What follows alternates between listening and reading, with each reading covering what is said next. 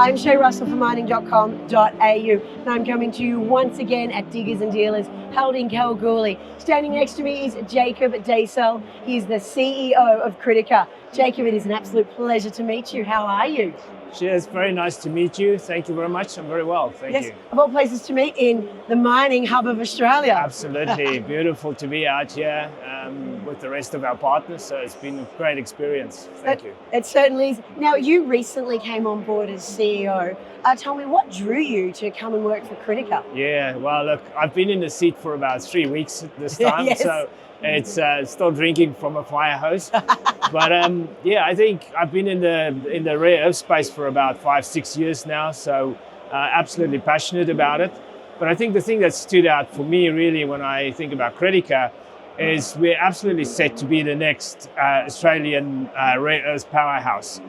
If you look at our deposit, Jupiter, it's one of the largest, the highest grade clay deposits in Australia. So if we unpack that a little bit, we've got grade, but more so we've got quality, we've got scale, and we've got strategic relevance. Now, to unpack that, in terms of scale, it's a 1.8 billion ton resource, so it is the largest in Australia at this moment in time.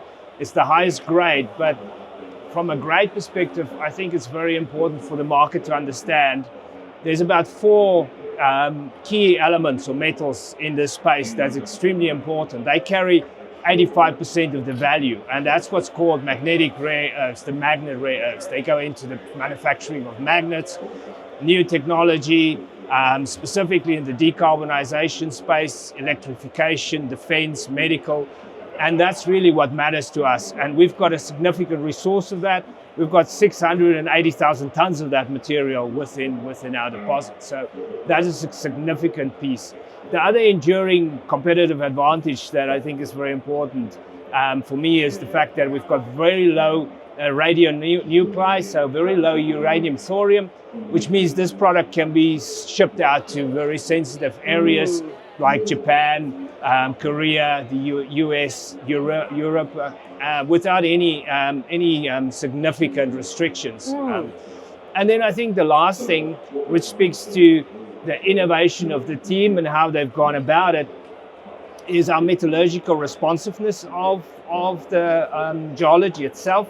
We've been able, in the front section, very benign metallurgical test work, off the shelf, been able to reduce the mass by 94%. So this rare earths concentrate into a small portion, 5%, and that's the material that then goes into our hydrometallurgy, which means it reduces capital efficiency, OPEX, but it greatly reduces our environmental footprint, and therefore from an ESG perspective or environmental social governance, it's absolutely outstanding in terms of credentials in that space. There's some really positive tailwinds here for the Jupiter project, but you mentioned your experience in rare earths, and I wouldn't mind talking a little bit about what's happening in the rare earth market, because let's be honest, it's quite opaque. You really do need to talk to people in the know to fully understand the movements that are happening. What sort of some current events that are happening in the rare earth space that investors should be aware of? Yeah, I think absolutely. The timing for us is so strategic, and it's absolutely the correct time to bring a project of this scale with this clean, secure source of rare earths to the market. And I think there's a few factors here. There's a macro tailwinds that's converging here to make this the right time. The first one, just from a market opportunity. If you look at rare earths, which is quite different from other commodities in the sense that our demand is not cyclical. It is absolutely surging at the moment, but it's structural and it's very strategic. We are supplying the minerals that is going into a sustainable future, and I think there's meaning and purpose to it in the sense that we are supplying those minerals that goes into electric vehicles, into the decarbonization space in terms of renewables, into security, medical and defense. So that's extremely important from that perspective. And that demand, although it's a small market at the moment, we talk about $7 billion market. This is forecast over the next 5 to 10 years to double and even triple in terms of size. So enormous opportunity in the market. The second piece is that from a geopolitical perspective is China controls about 70% of the market in terms of mining, and 90% of the processing. So this is a very unhealthy situation, and the West has realized we need to have custody of supply and supply chain, and it's shoring up that at the moment. And I think that brings me to the third point in terms of just the strategic timing piece. We're seeing the West is absolutely aligning policies.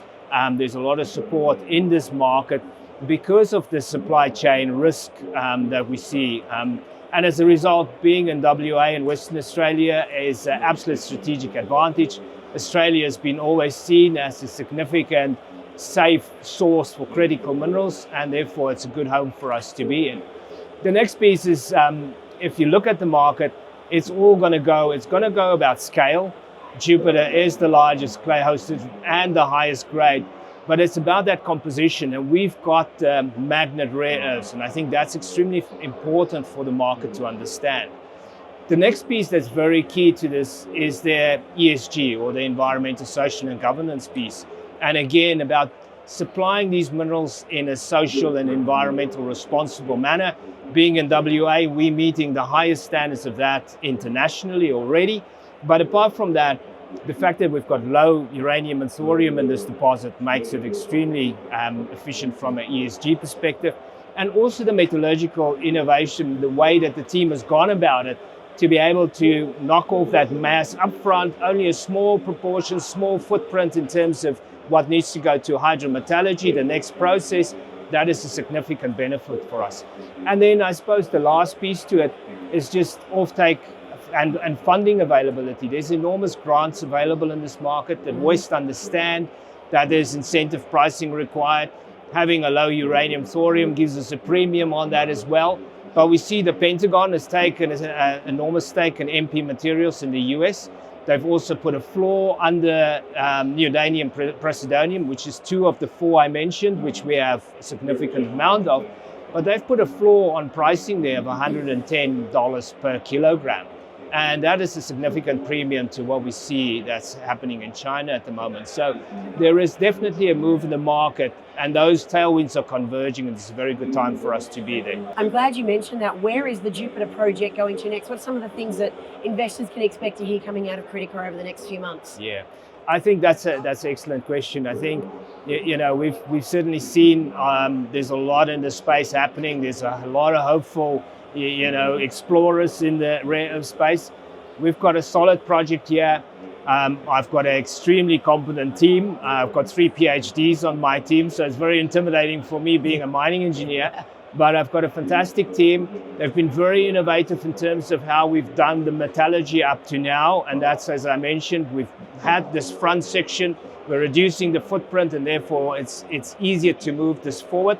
Our next steps now is the hydrometallurgy. So it's to produce what is called a mixed rare earth element carbonate, so MREC as the terminology is out there.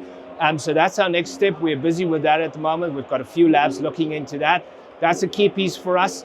Once that's done, that will also identify, we're busy with optimization in the resource. As you can imagine, 1.8 billion tons. We've got so much optionality, flexibility. So we're looking at where's the best areas for us to start our mining piece. That will be followed by a little bit more infill drilling to get us from infer to indicated. And we are busy scoping our scoping study. We're busy with the scope of that. So scoping study, we would hope to, conservatively, we're going to deliver this in the first half of next year. So there's exciting work coming up and exciting, news flow that will be coming from Critica. There certainly is, and I'd love to hear you talk about your depth of knowledge about the market. I hope we get to talk more about this going forward. Listen, I know this is a busy conference. It's the last day of the conference as well. Thank you so much for being here today, and I cannot wait to hear more about what's happening with Critica. Fantastic, Shae. Thank you very much. It's lovely being part of something meaningful and being able to develop a clean, safe, secure source of rare earths, and doing that in our own backyard here in lovely Australia is fantastic to be part of this. Thank you very much.